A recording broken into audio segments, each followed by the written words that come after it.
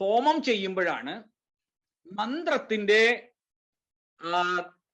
ശബ്ദം ഛന്ദസ്സുമായും അഗ്നിയുമായും ചേർന്ന് നമ്മുടെ ശരീരത്തില് മാറ്റം വരുത്തുക.